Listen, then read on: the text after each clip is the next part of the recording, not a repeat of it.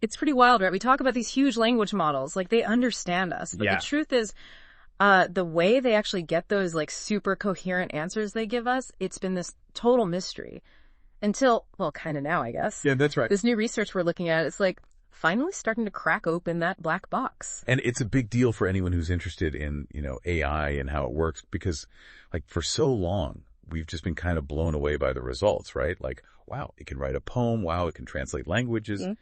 But we haven't really known, like, what's going on under the hood, what's making it tick. Yeah, totally. Today, we're doing a deep dive into this paper. It's called Circuit Tracing, Revealing Computational Graphs in Language Models. Catchy title, right? It is, yeah. And they've got this new method they call circuit tracing, which uses, get this, a replacement model. It's a cross-layer transcoder, or we can just call it a CLT, to sort of like approximate how parts of the main language model function. Yeah, think of it like a simpler, more transparent version of one of those really complex components, like a blueprint that helps you see how the parts fit together. Exactly. And then the researchers, they use the CLT to basically visualize the computation as these attribution graphs. It's pretty neat, right? They applied this whole thing to an 18-layer language model, which is like a huge step. Yeah. Because now we're not just talking about toy models. We're talking about getting closer to understanding, like, the really advanced systems like Claude 3.5 Haiku, which is, well, it's mind-blowing what it can do. Right. So our mission today is to really unpack the circuit tracing and the discoveries they made using it. We want to show you, the learner, how these models do those things that seem so simple, like generating text or answering a question, but like really give you a sense of the intricate stuff going on beneath the surface. It's like peeling back the layers of an onion, right? Or I don't know, maybe more like dissecting a really complicated clock to see all the gears and springs working together. Okay, so first things first. What's the deal with mechanistic interpretability? Why has it been so hard to figure out how these models actually work? So the goal of this whole mechanistic interpretability thing is to really get inside the model's head, right? We don't want to just see the input and the output. We want to understand what's happening in between those 2 points. What are the actual steps the model is taking to get from A to B? And to do that, you need to understand the transformations that are happening inside those deep learning models, right? But not just in terms of equations and math in a way that we, as humans can actually grasp. Exactly. We want to be able to point to something and say, okay, this part of the model seems to be recognizing faces, or this part seems to be understanding grammar. Break it down into concepts that make sense to us. So the paper talked about this traditional approach they've been using, a two-step kind of thing. Right. So the first step was to try and identify these features. Think of them as the model's internal building blocks, like the basic concepts it seems to be picking up on. Like the cat neuron, or is this a question neuron? Yeah, something like that. And then the second step was to map out the circuits, how these features are connected, and work together to produce that final answer the model spits out. Seems pretty straightforward, right? Find the building blocks, see how they connect. Yeah, in theory. But the problem is figuring out what to even look at as those features, those fundamental building blocks. It's been really, really tough. Because you can't just point to a neuron and say, okay, that's the one that understands humor. Right. At first researchers thought, okay, let's just look at individual neurons, or maybe even larger chunks like those MLP blocks, those multi-layer perceptrons, or those attention heads that, we talk about a lot. But it turns out those aren't the ideal building blocks we were hoping for. The paper uses this term polysemanticity, which sounds super complicated. What does that actually mean? Yeah, it's a mouthful, isn't it? Basically what it means is that, one neuron, it doesn't usually just represent one clean concept. It often ends up playing, dozens of different roles, all these totally unrelated things, across all the different kinds of information the model has ever seen. So, instead of having a cat neuron, you've got a neuron that's cat, running, happy, blue, all at the same time. Exactly. It's imagine an actor having to play the lead in a comedy, a tragedy, and a sci-fi thriller all at the same time. Right. It'd be total chaos. No kidding. So, why does that happen? Why are these neurons so jumbled up? One of the main suspects is this idea of superposition. It's the idea that, like, these models, they often need to represent way more concepts internally than they have individual neurons. So they sort of have to smear the representations of these different concepts across lots of different neurons. It's like trying to fit a gallon of water into a pint glass, you know? Yeah. It's going to spill over and get messy. So the basic components of the network, they're not neatly lined up with the meaningful things the model seems to be, like understanding. That's a pretty fundamental problem. It is. It's been a major roadblock in this whole quest to understand how these models work. But that's where these sparse coding models come in. They offer a new way to potentially identify features that make more sense to us, you know? Okay, so let's dive into that. How do sparse coding models, things like sparse autoencoders and transcoders, how do they help us with this mess? So these models, what they try to do is to break down all that activity happening inside the main language model into these components that are what they call sparsely active. It's kind of like, imagine a big light board, and instead of having lots of bulbs dimly lit, you only have a few bulbs brightly lit at any given time. I see. So it's like focusing on the strongest signals, the things that really stand out. Exactly. And the hope is that these sparsely active components, which they call features, will be more directly related to concepts that we humans can actually wrap our heads around. Like maybe there's one feature that really lights up when the model is processing information about cats, and another one for dogs, and so on. You know, more organized, less messy. Now, I noticed the paper specifically uses the term feature and not like latent, which I've heard before. Is there a reason for that? Yeah, they're pretty specific about that. They chose feature because it connects better to this idea of like feature detectors in our brains, right? Like we have specific neurons that fire when we see certain shapes or colors. And it also ties into feature learning in machine learning. So it's more about what these components are actually doing rather than just their like mathematical location within the model. Right. Latent, it often just refers to a point in the model, like internal mathematical space, you know. But feature, it captures that computational role of what it's actually doing. Okay, that makes sense. Now we get to this cross-layer transcoder, or CLT. Can you break down what that architecture is all about? Sure. So the CLT is designed as like a replacement model, right? It has the same number of layers as the original language model it's trying to approximate. And the key idea is that it tries to reconstruct the outputs of those MLPs in the original model. The multi-layer perceptrons. Yeah, those guys.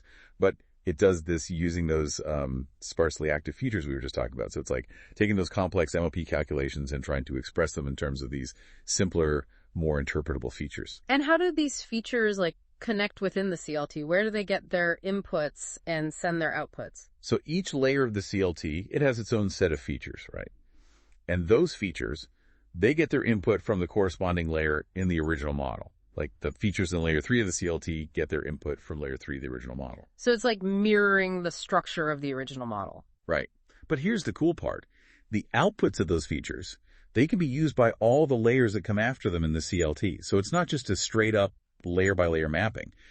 Information can flow up through the layers of this replacement model via those sparse features. So it's cross-layer because the features can communicate across different levels of the model. Exactly. And it turns out that that cross-layer communication is really important for capturing some of the more sophisticated things the original model is doing. What about those attention layers, though? Are they handled differently in this replacement model? Nope, they're basically left untouched. The CLT is really focused on trying to approximate what those MLP layers are doing. So the attention layers in the replacement model, they just work the same way as in the original model. No freezing or anything like that. It's like they're saying, okay, we know attention is important, but let's focus on figuring out what these MLPs are up to. Exactly. Now, for this CLT to be useful, it has to be a pretty good stand-in for the real thing, right? So how well does it actually perform? Yeah, that's the big question. Can this simplified model actually keep up with the big, complex one? Well, they did this really straightforward test. They looked at how often the CLT predicted the same next word as the original model, given a bunch of different prompts. And what they found was that their biggest 18-layer CLT, it matched the original model's prediction a surprising 50% of the time. Across all sorts of different prompts. Half the time.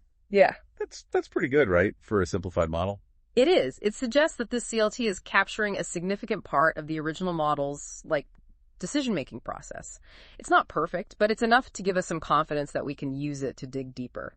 But even with that accuracy, there's still a gap, right? Yeah. And I imagine those smart differences, they could add up as you go through the layers, which leads to the idea of a local replacement model. Right. Exactly. So if the regular replacement model is like a general approximation, the local one is specifically built for just one prompt. Like if you're trying to understand how the model answers a particular question, you build a local replacement model just for that question. It's a way to get a much more precise match for that specific situation. So how do they go about building this local model? What are the key ingredients? Okay, so they start with that CLT we talked about as a base, but then they do a few crucial tweaks. First, they keep using the CLT to replace those MLP layers, but they freeze the weights. No more learning for the CLT at this point. Oh, got it. So that's one ingredient. A pre-trained frozen CLT. What else? Next, they use the exact attention patterns and normalization values that were observed in the original model when it processed that specific prompt. It's like taking a snapshot of those parts of the model's behavior just for that one input. So it's not just about the CLT anymore. It's about capturing the exact state of those other components for that specific instance. Exactly. And the third step, this is the clever part, is adding what they call an error adjustment. So at each token position and each layer, they calculate the difference between what the original MLP outputted and what their frozen CLT outputted. So they're figuring out where the CLT is falling short, basically. Yeah, and then they just add that difference back into the CLT output. So it's like they're fine-tuning it, but only for that one specific prompt. So by doing that, the local replacement model becomes a perfect match for the original model, just for that one input. Boom, you got it. Perfect match, every step, every output, all identical for that one prompt. And the beauty is it's all expressed in terms of those CLT features that are hopefully more understandable to us. That is pretty cool. Now, I remember reading in the paper, they warned that even though it matches perfectly for that one prompt, it doesn't mean the reasoning is the same, right? Oh yeah, that's a really important point. Like, just because the inputs and outputs are the same, it doesn't guarantee that the internal pathways are identical, or that the information is being processed in the same way. They call this mechanistic faithfulness. And they actually have some ways to test it, to see how much the two models differ in their internal processes. So this local replacement model gives them a way to create something they call attribution graphs. Can you explain what those are and what kind of insights they provide? Okay, so imagine you've got this super complex network, right? It's your local replacement model, specifically built for one prompt. The attribution graph, it's like a visual map of how information flows through that network and how those different components, those CLT features, how they all interact. It's like showing you the model's thought process, step by step, for that one input. So what would you see on one of these graphs? Like, what are the nodes and edges representing? All right, so there are four main types of nodes you'll see. First, there's the output nodes. Those represent the possible next tokens the model could predict. They usually just focus on the most likely ones to keep things manageable. Then you've got the intermediate nodes, which are those active CLT features at each position in the input prompt.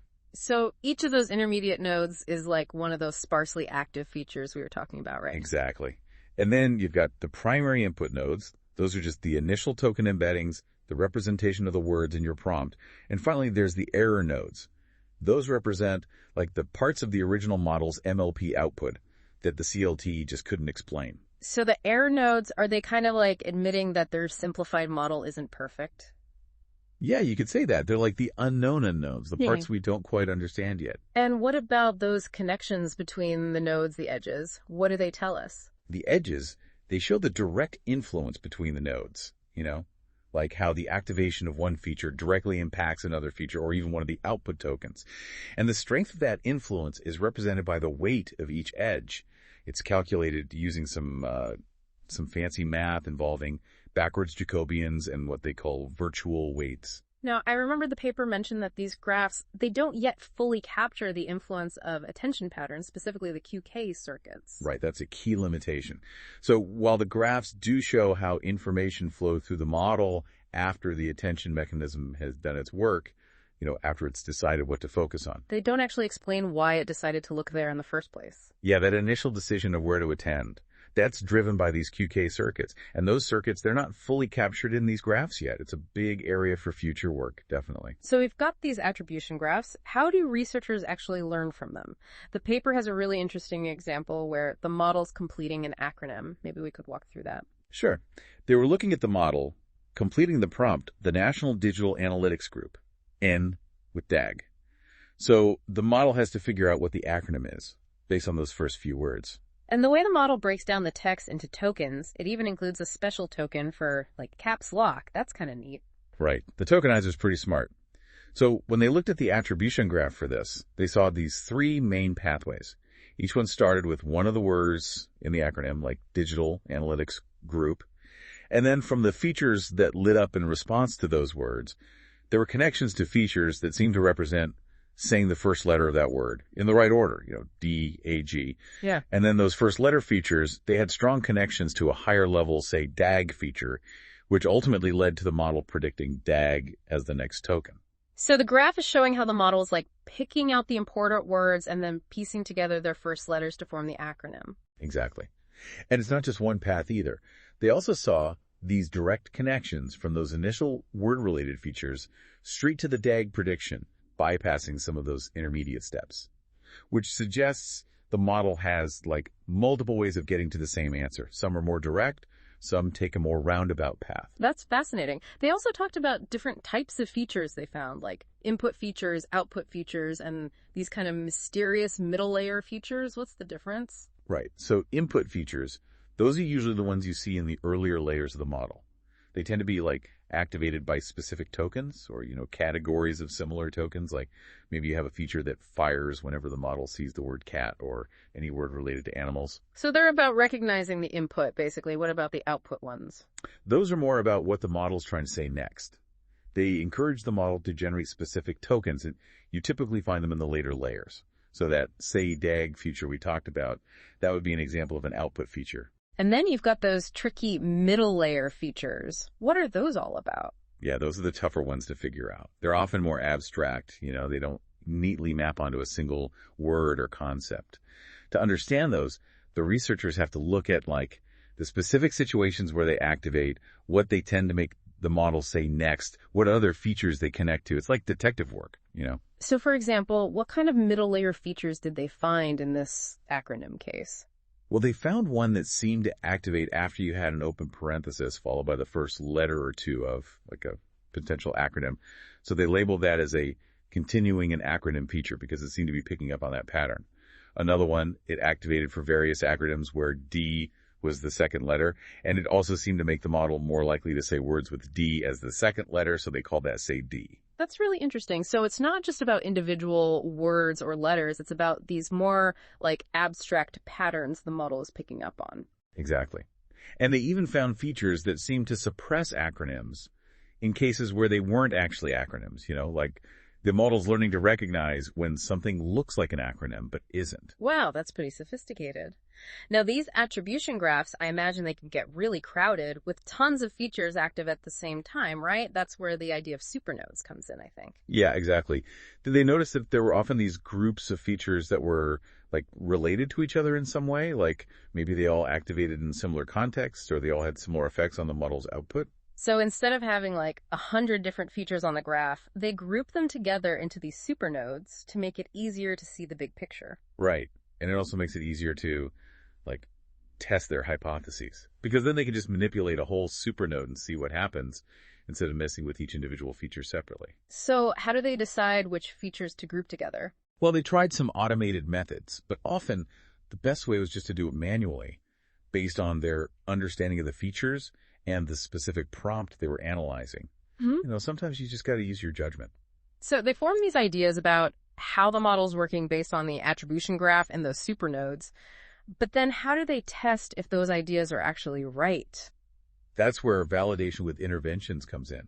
They actually go back to the original language model and deliberately change the activity of certain features, and then they see what happens to the other features and the model's output. So they're like poking the model and seeing how it reacts. Yeah, basically.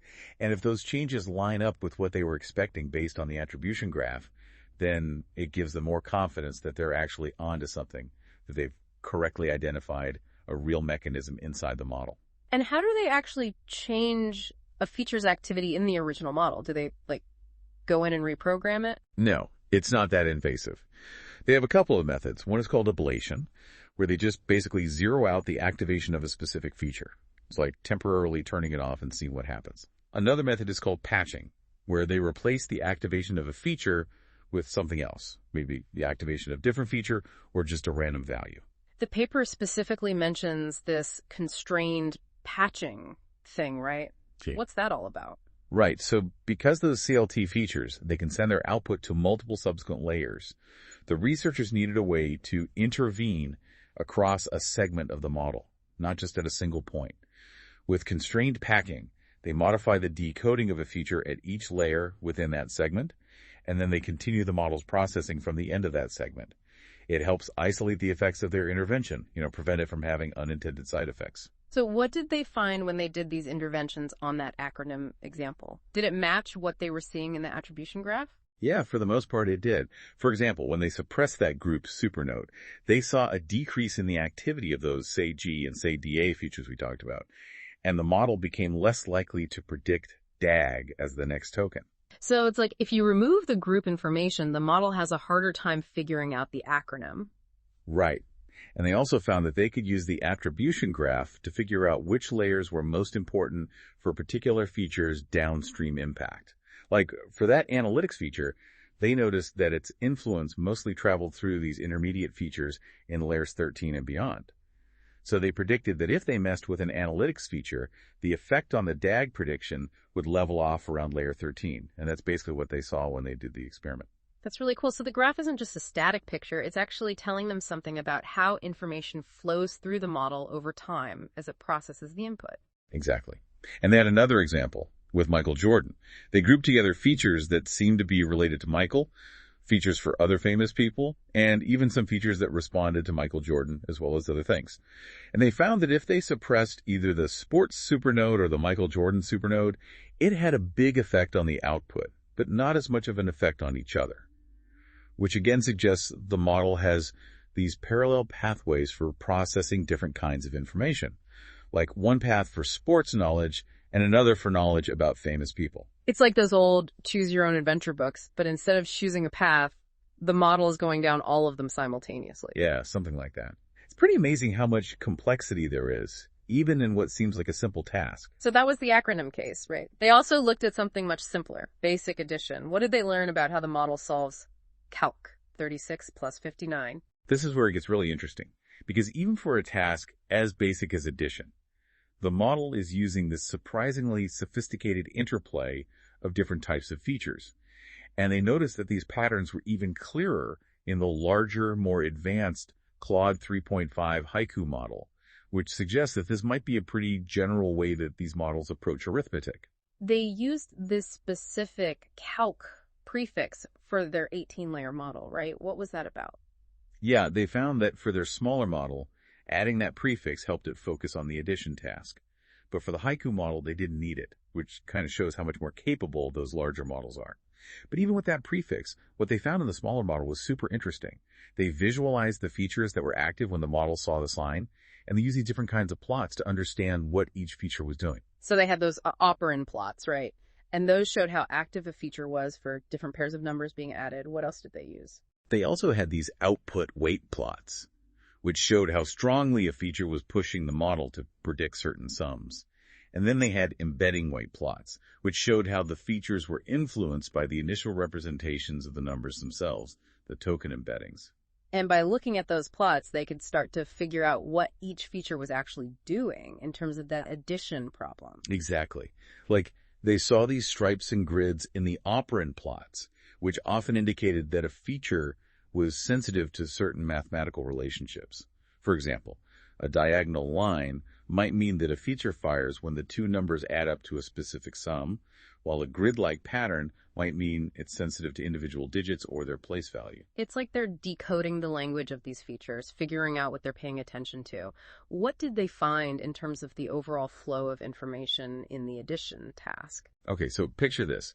They found that the information first flowed from these input features that seemed to be extracting like the individual digits of the numbers and also the magnitude of the numbers, how big they were overall. Then that information split off into these three main pathways. One pathway, it focused on just calculating the final digit of the sum, the ones place. Another one had like moderate precision, maybe getting the tens digit right. And the third one was a low precision pathway, maybe just getting the rough size of the sum right.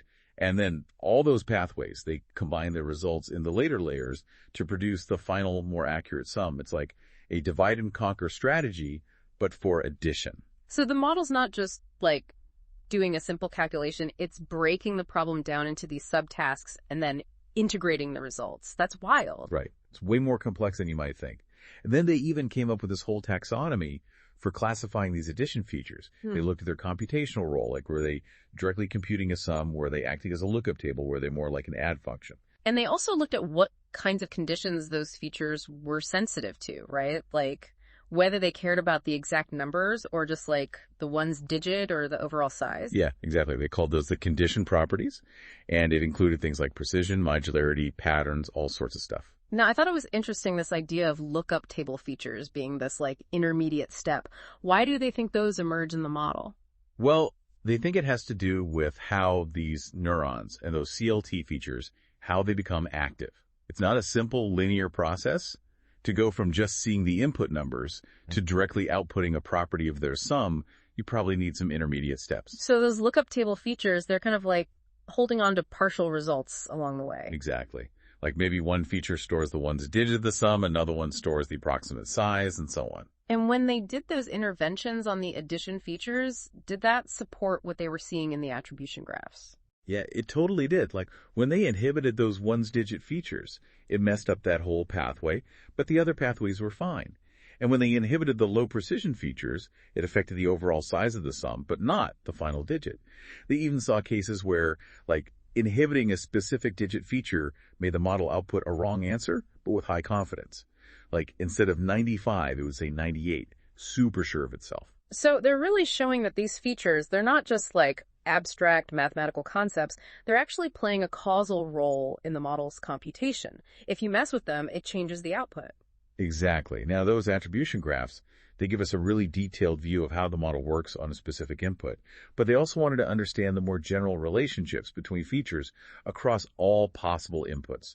That's where global weights come in. So global weights, are they like the big picture view compared to the close-up of the attribution graphs? Exactly. They're trying to capture those context-independent connections, the relationships that hold true no matter what input you give the model. How do they actually calculate these global weights? So they look at the direct influence between features through two main pathways: the residual connections and the output value part of the attention heads.